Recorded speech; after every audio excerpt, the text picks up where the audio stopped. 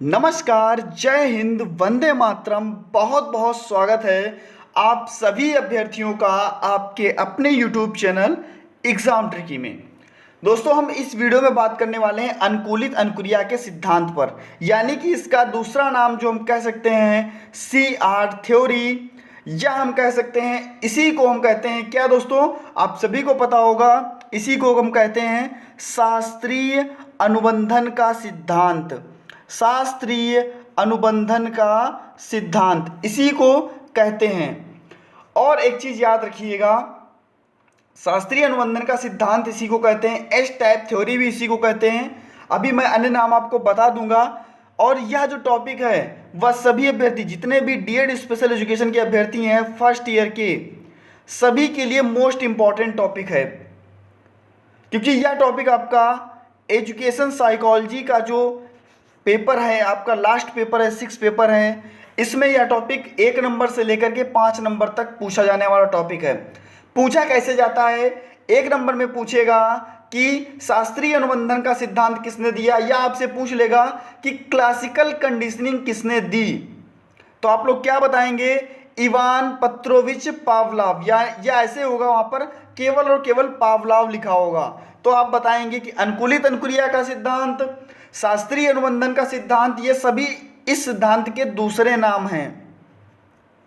अन्य नाम की श्रेणी में कह सकते हैं कि शास्त्रीय अनुबंधन का सिद्धांत पूछेगा तो भी हम इस सिद्धांत को ही लिखेंगे। आपसे पूछेगा कि अनुकूलित अनुक्रिया का सिद्धांत, तब भी हम इसी सिद्धांत को लिखेंगे। आपसे पूछेगा क्लासिकल कंडीशनिंग, तो भी हम इसी सिद्धांत को ही लिखेंगे। और साथ ही साथ डीएड के साथ साथ में आपका यूपीटीईटी, आपका सीटीईटी, रीट और जितने भी शिक्षक भर्ती परीक्षाएं हैं, लगभग सभी में यह टॉपिक बहुत ही अच्छा रोल अदा करता है। तो वीडियो को अपने मित्रों के पास में शेयर कर दीजिएगा और टेलीग्राम ग्रुप से जुड़ जाइएगा। चैनल पर नए थे तो चैनल को सब्सक्राइब करने के बाद में बेल आइकन को प्रेस कर लीजिएगा। अनुकूलित अनुक्रिया का सिद्धांत, इसका प्रतिपादन इवान पेट्रोविच पावलोव, या हम कह सकते हैं कि आईपी पावलोव। निवासी कहाँ के, तो दोस्तों रूस के निवासी। और प्रयोग किस पर किया, तो डॉग पर प्रयोग किया, कुत्ते पर प्रयोग किया।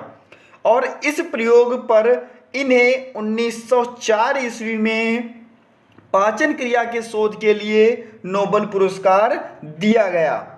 अब हम जान लेते हैं इनकी बुक्स पर, उसके बाद हम इनके सिद्धांत पर चर्चा करेंगे। इनकी 2 किताबें हैं, एक आपके सामने है कंडीशन रिफ्लेक्सेस और दूसरी है लेक्चर ऑफ कंडीशन। अब बात कर लेते हैं दोस्तों कि आखिरकार इन्होंने डॉग के साथ में क्या किया, कुत्ते के साथ में क्या किया और किस प्रकार से इस पर प्रयोग किया। तो यहां पर आपको डॉग दिख रहा होगा, तो इन्होंने क्या किया, डॉग की जो, कुत्ते की जो लार ग्रंथि थी उसको काट कर एक उसमें दूसरी नली जोड़कर उसको क्या किया, बीकर में डाल दिया, जिससे कि यह पता चलता था कि जब डॉग ने लार गिराई या डॉग के मुख से जब लार निकली तो निकली या नहीं निकली, यानी कि किसी भी चीज को अगर कुत्ते को दिखाया जाएगा तो लार निकलेगी या नहीं निकलेगी, इस पर बात हुई। अब क्या किया इन्होंने, पहला स्टेप किया इन्होंने कि कुत्ते के सामने, डॉग के सामने दोस्तों क्या रखा, स्वाभाविक उद्दीपक, और स्वाभाविक उद्दीपक के रूप में भोजन को रखा। मान लीजिए उद्दीपक क्या होता है दोस्तों, जिसके देखने से, उद्दीपक क्या है, यहां पर उद्दीपक क्या है, अनुक्रिया क्या करेगा, लार है, लार गिरेगी भोजन को देखने से। अगर अच्छा भोजन होता है, हमको भी भूख लगी होती तो हमसे भी क्या, मुंह में पानी आ जाता है। इसी प्रकार से डॉग ने जब भोजन को देखा तो उसके मुख से लार निकली और वह लार जाकर के बीकर में एकत्रित हो गई। ये से पता चला कि कुत्ते के मुख से लार निकली। तो यहां पर यूसीएस मैंने क्यों लिखा है, यूसीएस है क्या, आपका अनकंडीशनल रिस्पॉन्स या स्टिमुलस। और आपका यूसीआर क्या है, तो यह है कंडीशनल रिस्पॉन्स, यानी कि स्वाभाविक उद्दीपक। स्वाभाविक उद्दीपक, अब देखिएगा स्वाभाविक उद्दीपक क्या होता है और स्वाभाविक अनुक्रिया क्या होती है। अब देखिएगा, ध्यान दीजिएगा, अगर हम बाइक पर जा रहे होते हैं और हमारे पीछे से कोई हॉर्न देता है यानी कि घंटी बजाता है, तो हमारी प्रतिक्रिया क्या होती है। कभी कभी जब बड़ा हॉर्न होता है, तेज़ी से बजाता है, तो हमारी प्रतिक्रिया क्या होती है।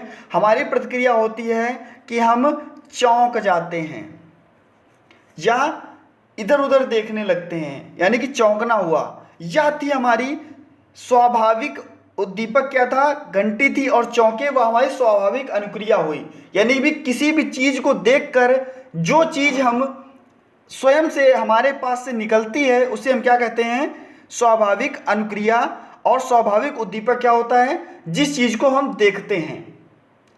कभी कभी ऐसा होता है कि हम विद्यालय जाते थे और किसी भी टीचर को देखते थे तो क्या होता था, हम वहाँ से भाग जाते थे, निकल लेते थे। तो क्या उस टीचर को देखकर वह हमारे लिए क्या हो जाएगा, स्वाभाविक उद्दीपक हो जाएगा। और स्वाभाविक अनुक्रिया क्या हुई, हम वहाँ से निकल लिए। लेकिन यहाँ पर क्या होगा, फर्स्ट स्टेप में उसको दिखाया गया कि भोजन को दिखाया गया, और जैसे ही कुत्ते ने भोजन को देखा, क्योंकि कुत्ता था भूखा, और उसने लार गिराना स्टार्ट कर दिया। दूसरे स्टेप में इन्होंने क्या किया, भोजन के साथ में क्या जोड़ दिया, घंटी जोड़ दी। और घंटी बजाने के पश्चात, जब घंटी बजाई जाती थी उसके 5 सेकंड के पश्चात ये कुत्ते को क्या, भोजन दिखाते थे, भोजन देते थे, जिससे कि कुत्ता लार गिराता था। ऐसा इन्होंने कई बार किया। तब डॉग ने क्या किया, जैसे ही घंटी को बजाया गया वैसे ही उसने लार गिरा दी। यानी कि डॉग ने घंटी के साथ में क्या दोस्तों, एक बंध बना लिया। हम ऐसे भी कह सकते हैं कि हमारे किसी भी व्यवहार के पीछे स्वाभाविक उद्दीपकों का आधार होता है। इन्हीं स्वाभाविक उद्दीपकों के सहारे हम स्वाभाविक अनुक्रिया करते हैं। हमने जो भी उद्दीपक देखा उसी के सहारे हम क्या करते हैं, स्वाभाविक अनुक्रिया करते हैं। तथा यदि किसी भी स्वाभाविक उद्दीपक के साथ में क्या जोड़ दिया जाए, स्वाभाविक उद्दीपक के साथ में अस्वाभाविक उद्दीपक, या इसी को हम कहते हैं दोस्तों कृत्रिम उद्दीपक। अस्वाभाविक उद्दीपक को हम क्या कहेंगे, कृत्रिम उद्दीपक। कृत्रिम उद्दीपक को जोड़ा जाए, वह बार बार क्रिया को दोहराया जाए, तो जो भी व्यक्ति होगा, यहाँ पर तो डॉग था, अदर भी अगर कोई भी व्यक्ति होगा तो क्या करेगा, वह अस्वाभाविक उद्दीपक, या कह सकते हैं कि कृत्रिम उद्दीपक के साथ में अनुकूलित अनुक्रिया यानी कि स्वाभाविक उद्दीपक करना सीख जाएगा, एक बॉन्ड बना लेगा, एक बंध बना लेगा। इसे ही हम कहते हैं प्राचीन अनुबंधन का सिद्धांत, या शास्त्रीय अनुबंधन का सिद्धांत, या व्यवहारवाद का सिद्धांत, या अनुबंधित अनुक्रिया का सिद्धांत। ये सभी इस सिद्धांत के अन्य नाम हैं। साथ ही साथ इस सिद्धांत के अन्य नाम मैंने अभी क्या बताया, शास्त्रीय अनुबंधन का सिद्धांत, CR थ्योरी, चिरसम्मत का सिद्धांत, प्राचीन अनुबंधन का सिद्धांत, classical conditioning, S type theory, अनुबंधन का सिद्धांत। अब बच्चे में हम इस सिद्धांत से कौन कौन से गुण जो हैं वो विकसित कर सकते हैं, कौन कौन से गुण जो हैं वो विकसित किए जा सकते हैं। तो दोस्तों, स्वभाव व आदत का निर्माण, बच्चे के नए स्वभाव को निर्मित कर सकते हैं व नई आदतों का निर्माण कर सकते हैं, नई आदतों का निर्माण कर सकते हैं। इस सिद्धांत के दौरान अनुशासन विकसित किया जा सकता है, अनुशासन विकसित किया जा सकता है। और समाजीकरण में भी यह जो आपका सिद्धांत है, समाजीकरण में भी यह सिद्धांत काफ़ी सहायक होता है, काफ़ी सहायक होता है। इस प्रकार से याद रखिएगा इस सिद्धांत को, और बहुत ही अच्छा सिद्धांत है। ऐसे भी हम कह सकते हैं एक शिक्षक अपनी कक्षा में बच्चों के व्यवहार को परिवर्तन करने के लिए इस सिद्धांत का प्रयोग कर सकते हैं। इस सिद्धांत का प्रयोग किसी बालक के व्यवहार में संशोधन, अच्छी आदतों के निर्माण के लिए भी किया जा सकता है। तो आप लोगों को संभवतः यह सिद्धांत समझ में आ गया होगा।